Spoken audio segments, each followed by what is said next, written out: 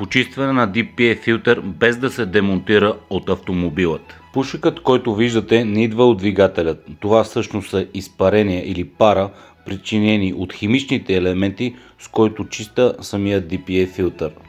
Този Ford много горд гърми турбо и запушва DPF-ът. Или пък запушва DPF-ът и гърми турбо. Това са вече въпроси за различни размисли и страсти.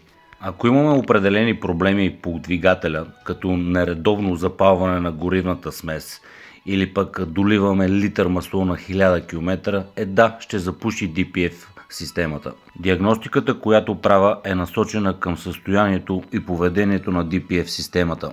Наблюдавам около 10 показателя. Числата никога не лъжат. Тук измервам налагането в DPF-а, респективно запушването на DPF-а.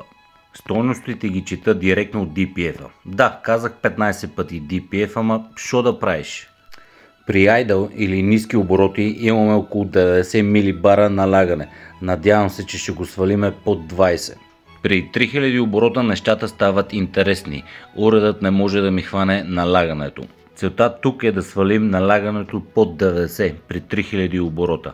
Различните автомобили имат сравнително различно налагане в DPF системата. С този уред елиминирам всякакъв вид електроника, било сензори, компютър на двигателя и измервам налагането директно от DPF-а. Започвам да изкарвам фините прахови частици и другите гадори, които по принцип ще са в въздуха, респективно в нашите бели дробове и кръвоносна система. И пак казвам, това са изпарения от процеса на прочистване на DPF филтърът. Автомобилът дойде при мен без грам да пуши и съм сигурен, че щеше да мине годишен технически преглед, защото там измерват CO2, въглероден диоксид, също и димност, но не измерват фините прахови частици, където е проблемът с дизеловите автомобили.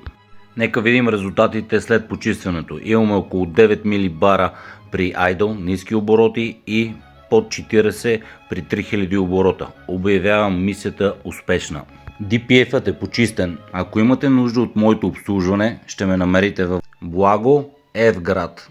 Или може да ми пишете директно тук, да позвоните на посочения телефон или да пишете на посочения имейл. Благо, Даря.